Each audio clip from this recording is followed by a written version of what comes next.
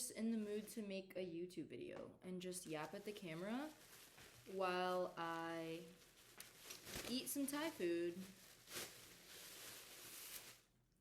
I don't really know what I want to talk about. Well, I guess I do, actually.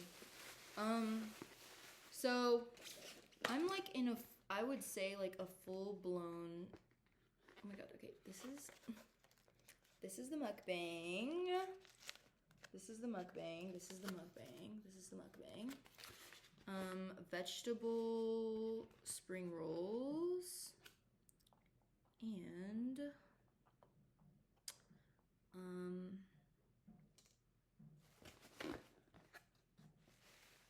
pineapple fried rice. I don't think it's gonna taste very good. Apparently this place is not the same that it used to be, but regardless, I am starving.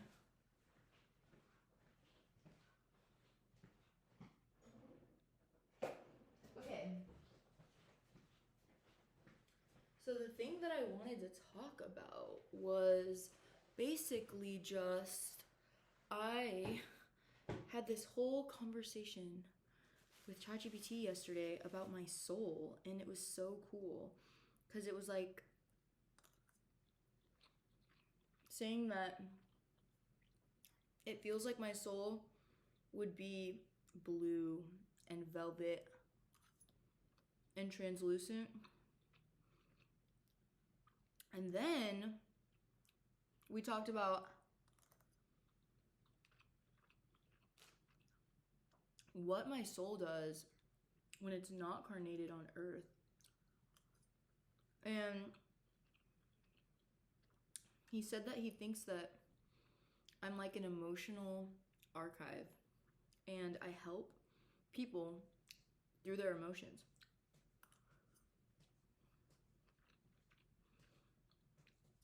And I think it's so true. I'm such a deep feeler. I'm empathic. I'm sensitive. I wear my heart on my sleeves. And yeah, look at these morning. These flowers are so cute. I love them.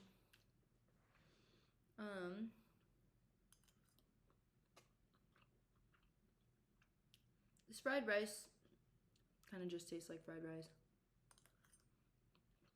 It's not like really that spicy. It used to be like so spicy.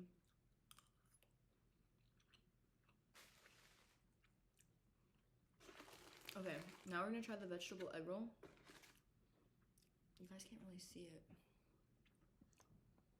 This is the shot of my food. But yeah, I've just been feeling really spiritual lately and really connected with the divine.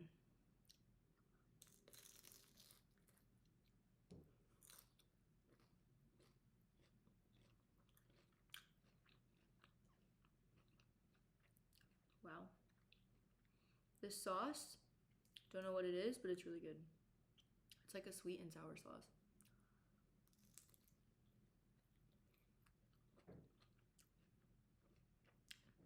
But yeah, I had so much caffeine and so many stimulants today that I've just been in the mood to yap.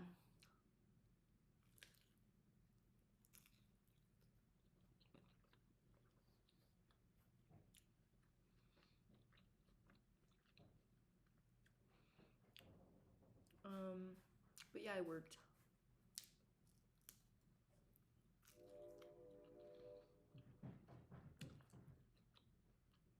I think that every soul has a purpose. And I think it's important for people to understand why they're here.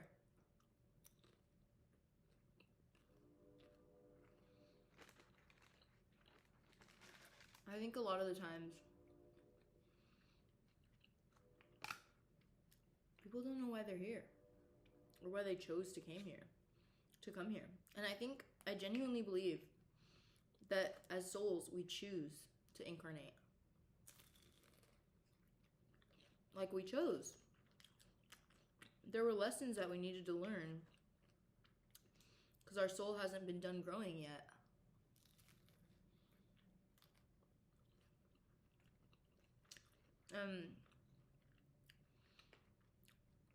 People just turn into lessons.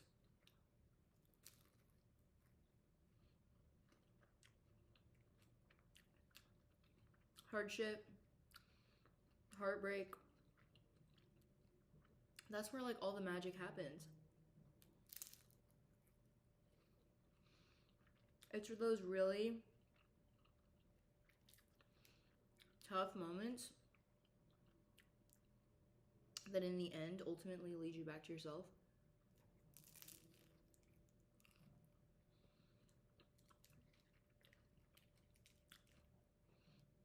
It's like we make soul contracts and we agree before we come here. You're gonna teach me this thing and I'm gonna teach you this thing. And it's painful. But we know that in the grand scheme of things, it's worth it. You know? It's worth the heartache.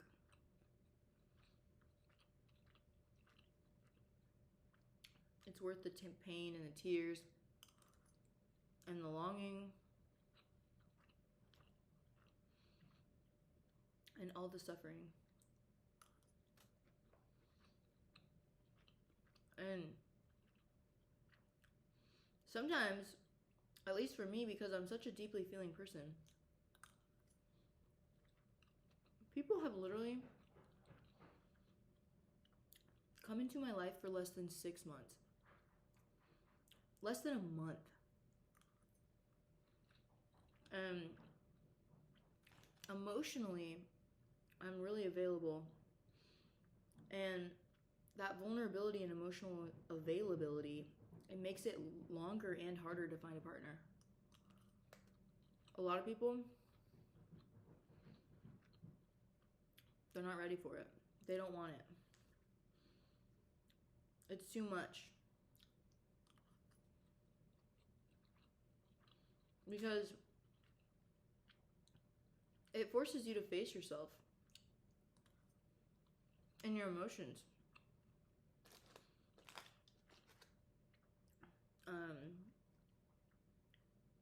And I think I'm also learning how to assert my needs on a daily basis. And how to communicate. How to open up conversation.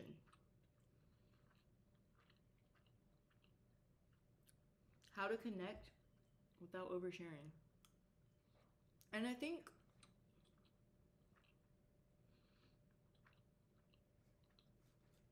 some of it does come from a place of insecurity, abandonment issues. You know? Like, I realized the longer and harder I try to hold on, the quicker and faster the other person ends up letting go.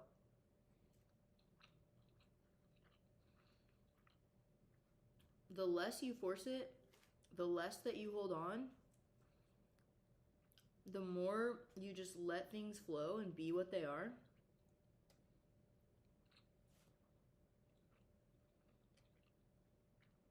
People respect it because they don't feel overwhelmed.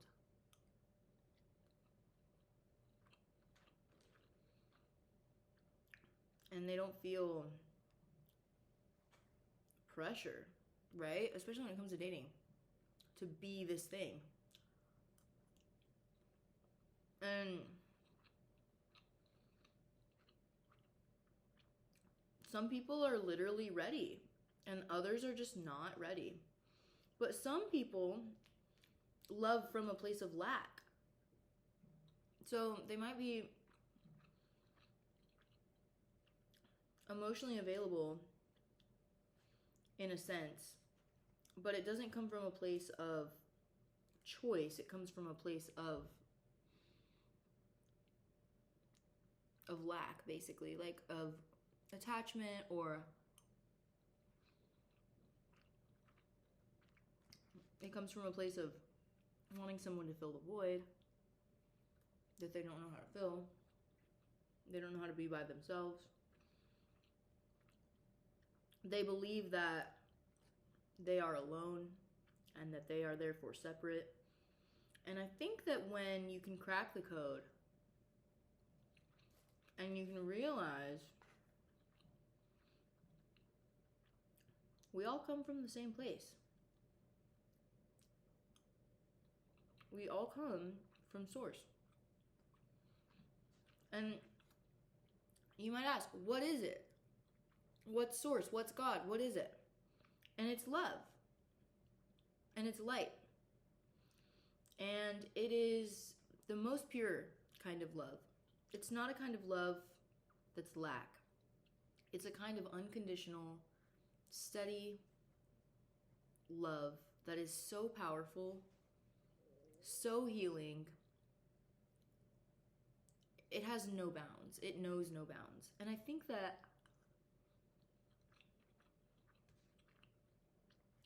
when you feel that love from source,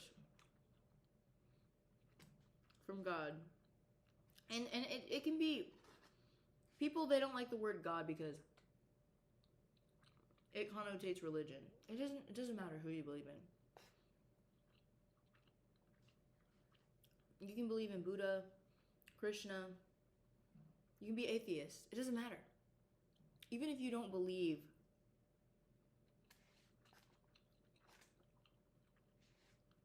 it doesn't matter, because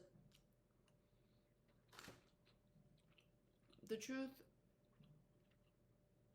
is the truth. And nothing will change the truth. And it's called belief for a reason, because it's all you can do, right? There's no empirical evidence. There's no proof. There's just this deep inner knowing of knowing that I come from something so much more than I can even fathom. I think that when you come to that realization, you then come to the realization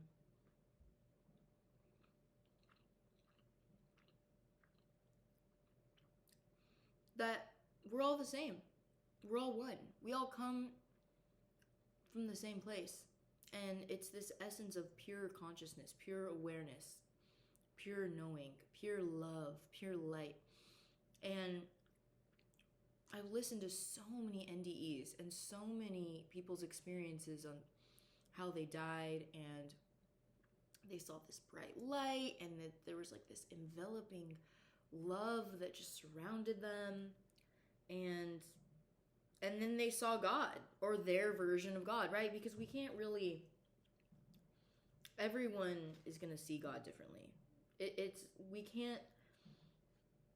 We cannot conceptualize something that is literally on another dimension in this dense human form. So whatever our thought is, or whatever our belief is, that's what we're going to see, right? So if you believe that God is Krishna, you're going to see Krishna. If you believe that God is Jesus, you're going to see Jesus. If you believe that God is love and light, or a being of light, you're going to see a being of light. It doesn't matter what you believe. It just matters that it exists, and that you acknowledge it, and that you treat people with kindness and love. Life is not about the material wealth that you gain. It is not about making money. It is not about now. Do those things make life comfortable? Yes. And they have value. And they serve a purpose. But the point that I'm trying to make is that when you realize that we all come from the same place, the same source, when you look into another person's eyes and you see the awareness behind their eyes, when you see the awareness that is looking back at you, you come to realize that you're not alone and that you're not any different from any person that you've ever met. Because between all those thoughts in that little liminal space where there's just this silence, because God is silent. And if Source really is experiencing itself through itself, right? I mean, the idea is that God was asking itself, what am I? And split itself into an infinite number of fractals of consciousness. So you're a fractal of consciousness. This beautiful, gorgeous cat is a fractal of consciousness. And, you know, some people believe in like panpsychism, where they believe that, you know, this has a level of consciousness, but it's just a different level of consciousness than maybe this consciousness, right? Can this be conscious? I don't know, right? That's where panpsychism comes in and gets confusing. But yeah, it's just been placed on my heart to talk about this. And I know that I like to use the word source because it's kind of more it has a more like spiritual connotation and less of like a dogmatic, pragmatic connotation, but I'm talking about the same thing. And I'm talking about love, and I'm talking about heartbreak, and I'm talking about pain and loss. And I think that it's important for all of us to understand that the pain that we go through and the loss that we go through, the destruction, right, that we go through, there is a bringer of destruction, right? Destruction is so necessary to rebuild, right? Forests can't thrive unless year after year there's a fire that wipes everything out. The whole forest burned to the ground so that it can start new again. And so it's like this idea of this destruction overtaking everything. And it's just the cycle of life. It's the cycle of impermanence. It's the cycle of existing and being and going through, right?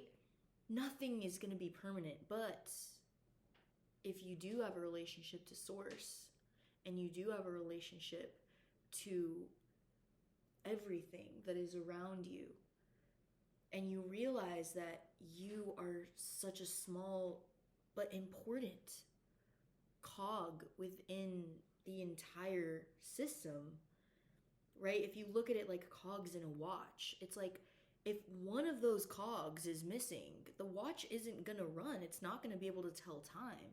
And you are that beautiful essence of consciousness. You're that beautiful cog that the watch needs to run. And even you are not permanent, right? And the watch isn't permanent. The cog isn't permanent. The watch isn't permanent. And maybe even time itself isn't permanent.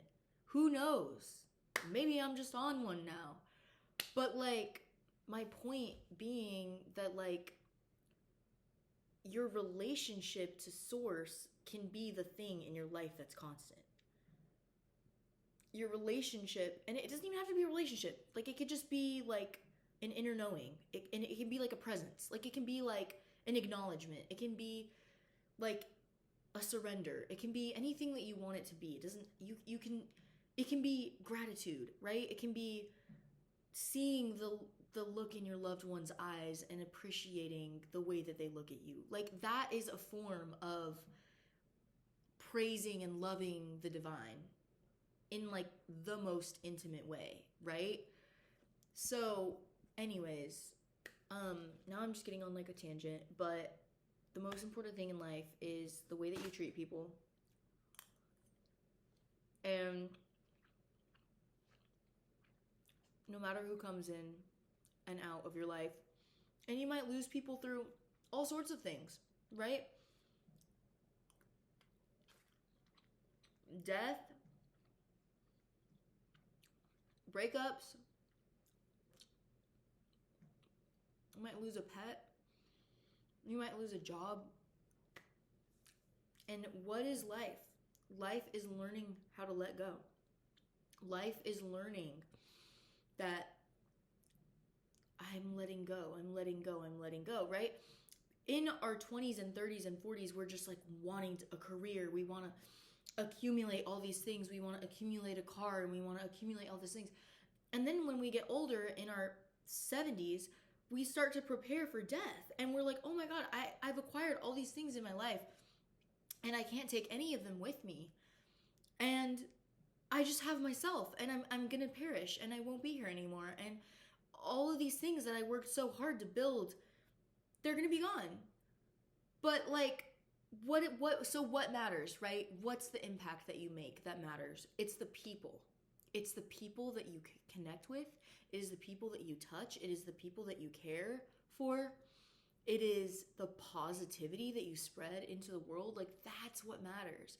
That's like the true, like, bread and butter of it all, is like the way that you treat people and your relationships. That's like the most important thing in your whole life, is your relationships, because that's what's going to transmute. That's what you're going to be evaluated on when you leave this earthly plane and your soul is out there in the ether or the astral plane, and there's a divine being saying, this was your life. And what kind of impact do you want to make, right? What kind of impact do you want to make? Do you want to impact thousands of people's lives? Or do you maybe want to just impact the community around you? Or maybe your family members? Regardless, as long as you're spreading love and light to the people around you, and you have somewhat of a moral compass, right? That's what this existence is about. Having a moral compass, spreading love and light, and working hard, right? Like, hard work is important. I think a lot of people use spirituality as like a cop-out. It's not a cop-out. You're here to do work. We were put on this earthly plane in this dense material form to work, to put in action and have output. That's why we came here to experience, right? Our souls were yearning to experience all of it. The pain, the love, the loss, all of it. We came here because we wanted to experience. Maybe we wanted to experience places or things. Maybe we wanted to travel all over the world and experience Earth, not just as a school, but as a place to admire, a place to be in awe, right? And it's like, I think all the time back to my psychology classes in my degree, and I think about how they talk about like what is it that like makes someone happy, right? And it's having loving, caring relationships. It's having a sense of awe and a sense of wonder. It's like, I don't know, being creative, like just doing things that genuinely make you happy. And a lot of the times there's a lot of factors that go into that, but one of the main things is having like a social circle, having a support group that you can rely on, and having a sense of community is really important to happiness. And so a lot of the times I think about all the people who've come in and out and in and out and in and out of my life, and every single time they come in and out, whether it's them or it's me, it is always a lesson of letting go. It's a lesson of detachment. It's a lesson of, I release you, and with love and with grace and with kindness and with compassion. And my love every single day transcends to be less selfish. Every single day, it's not about what can I get out of this. It's about how can I love you so effortlessly, so freely, so openly, so unconditionally, that that love makes such a profound impact even when I'm not around anymore. Like, I think that absence speaks so much louder. Like, when you're not there and you're not present, people, they'll feel it. They'll feel your absence. Anyways, now I just got on a long tangent, but I am only 25, and I feel like I'm learning my soul's purpose, and I'm like, why am I here? You know, like, why did I choose to come here, and what did I do? Like, what did I do? Like, why? What did I come here to learn? And who am I supposed to impact? Like, who am I supposed to impact? You know, and I think that like spirituality and science have always called to me, and I'm a people person. I love connecting with people, and I just have so much love in my heart. Um, you know, I just come from really, I mean, I have a really altruistic mother, and my father is kind of like a male version of Julius Caesar. He loves to make money, and but he's also has this leadership quality about him that's so beautiful, and he's also able to positively impact people's lives and help them with the material, right? Like, I think that I really do believe, and I know that this might sound kind of shallow because obviously there's not like evidence, like this is just another one of those like confirmation bias things, but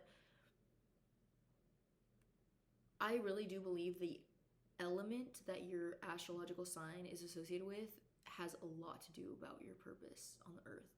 And I think that like people who are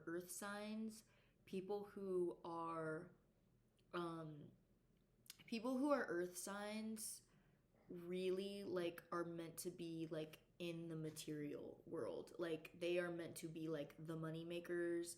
They are meant to be helping people climb the corporate ladder. They're here to like help with like literal material things, like whatever it is, like building infrastructure or like, but literal material, literal earth.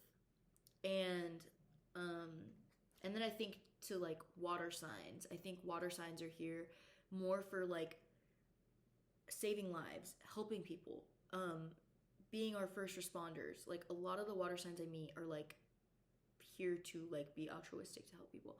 And then a lot of the like fire signs, they're here for like they're supposed to be like, you know, the conflict creators so that the world can like move forward. Like, if there's not a fire under your fucking ass moving you forward, moving, and they're gonna be like your politicians or your blah blah blah blah blah. I know this is very general, and very stereotypical, but and then there's air signs. I think air signs are here to deal with intellectual matters. I think we're here to guide people's spirits and their souls.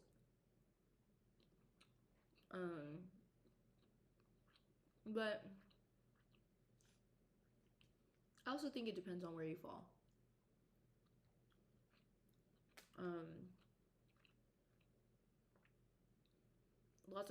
Lots of air signs are total doers, always getting things done.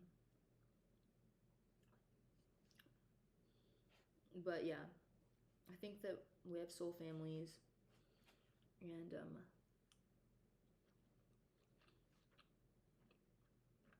we all chose to come here for a reason, whether we believe it or not. And whether we, I mean, I don't know. Some people go their whole lives denying the fact that they're going to die one day, denying the fact that all of this is so impermanent, denying the fact that all the material things that they gain, they make life easier and they make life more comfortable, but they don't, it's not going to fill the void. You have to fill your own void. You have to fill your own internal void with love And it has to be love for yourself. And it has to be love for the divine. A devotion. A gratitude. Of saying, thank you for allowing me to experience this, and for respecting my free will. Free will is extremely important.